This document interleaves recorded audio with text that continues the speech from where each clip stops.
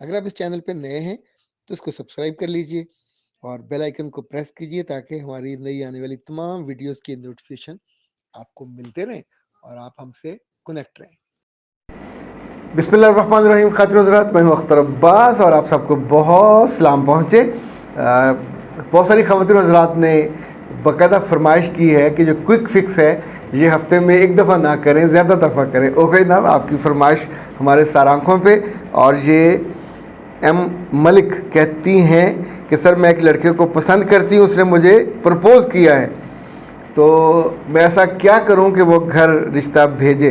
बेटे जी, पहली बात तो ये है कि लड़कियां 99% इस बेवकूफ़ी को हकीकत समझती हैं कि जब कोई लड़का उन्हें कहता है कि मैं तुम्हें प्रपोज़ कर रहा हूँ, चाहे वो घुटनों के बल बैठ के करे, चाहे खड़े हो करे, चाहे होटल में दावत दे करे, चाहे फूल दे के, चाहे केक खिला के, ये एक यूँ समझें शिकार का जिसमें आपका पाँव फंसा क्रिक्का है। तो उसके बाद आप अपने पाँव को तोड़वा के अपना नुकसान करवा के वहाँ से निकल पाओगे। जो सीरियस कैंडिडेट होगा, लड़की को उसकी मिन्नतें नहीं करनी पड़ेंगी कि भाई साहब मेरे घर रिश्ता भेजो। आप सोचिए कि कुछ अरसे बाद जब आप अपना नुकसान कर लोगे फिज़िकली, तो फिर वो गधा आपके घर क्यों रिश्ता भेजेगा। यानी जो चीज़ मुफ्त में मिल गई, एक आपका क्रेडिट ख़त्म, एक आपकी क्रेडिबिलिटी ख़त्म, तीसरा आपके पास एथिकल को ग्राउंड भी नहीं होगा। सो जब भी कोई लड़का आपकी क्लास में हो, जॉब पे हो, किसी जगह आपको प्रपोज़ करे तो वहाँ रुक जाइए। ये कोई खुशबख्ती या खुशी या उसका मौका नहीं है, ये अलार्मिंग सिचुएशन है। तो उससे कहिएगा कि नहीं, ये तो एक मजाक और अधूरी सी बात है। तो जब आपके घर वाले मेरे घर पहुंचेंगे और मेरे घर वाले इसको कबूल कर लेंगे, दैट वुड बी टाइम जब आपका प्रपोज़ करने का मतलब होगा। अदरवाइज़ ये बिल्कुल एक झूठ है, ये फ्रॉड है और आपको अहमक बनाने का आसान तरीका है और आप बन जाते हो। रुमा कहती हैं सर जी मुझे टांगों में बहुत दर्द होता है, बहुत मेडिसिन इस्तेमाल की मगर फ़र्क नहीं पड़ता। मेरे बच्चे, अब आधी अधूरी बात, ना आपकी उम्र का पता है ना आपके कद का पता है। इट हैपन्स कि आपका कद छोटा हो, वज़न ज़्यादा हो तो टांगों पे पड़ेगा, घुटने भी जवाब देंगे, टांगें भी जवाब देंगी। आपका लाइफस्टाइल क्या है, तो बेहतर ये है कि आप 03014585 पे डॉक्टर नौशीन साहब से रब्ता करें और उनसे ले लें ट्रीटमेंट। और अगर आपने फिर हमसे ही रब्ता करना है और चाहना है कि वहाँ ना जाना पड़े, तो फिर ये कीजिए कि कायनात हब्स का नंबर लिखिए 0341657826। इन्होंने पेन रिलीफ बहुत ही खूबसूरत कैप्सूल्स हैं, ये आप उनसे मंगवा लीजिए। साथ इनके पेन रिलीफ ऑयल होता है, उसकी आपको वो करना है, मसाज करना है, तो इंशाल्लाह। लेकिन पूरा काम करके, डॉक्टर साहबा से बात करके, मिल के, वो आपका पायदार इलाज होगा।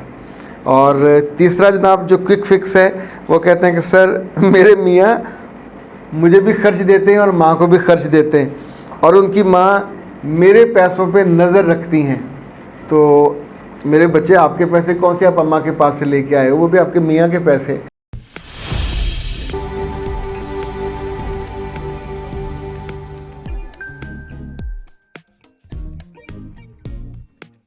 अगर आप इस चैनल पे नए हैं तो इसको सब्सक्राइब कर लीजिए और बेल आइकन को प्रेस कीजिए ताकि हमारी नई आने वाली तमाम वीडियोस की नोटिफिकेशन आपको मिलते रहें और आप हमसे कनेक्ट रहें।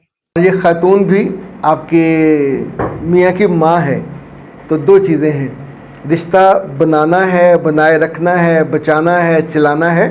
तो इस तरह की हमाकत मत कीजिए। ये बनियत की सोच तो हो सकती है, एक बीवी की सोच नहीं हो सकती। आपका घर चल रहा है, ग्रोसरी आ रही है, सर पे छत मौजूद है, मियाँ मौजूद है और आपको पॉकेट मनी भी दे रहा है, तो उसके बाद अपनी बहन को दे, भाई को दे, मोहल्ले वालों को, जिसको मर्ज़ी दे, अल्लाह उसको रिस्क देगा। माँ को देना उसके वाजिब में से है, बाप है या माँ है, दोनों में से आपको इस पर खुशी होनी चाहिए। तकलीफ़, अगर आपके पैसों पे वो नज़र रखती है तो आप कंजूस क्यों हो, उन्हें खाना खिला दिया करें, कभी कोई बर्गर मंगवा दिया, कभी कोई चीज़ मंगवा दी, कभी सूट दे दिया, पैसे आपको आ जाएंगे। कुछ अरसे के बाद जब ये माँ नहीं होगी तो पूरी ज़िंदगी आपके पास होनी है। ठंडा करके खाएं, आपकी ज़िंदगी अच्छी गुजरेगी।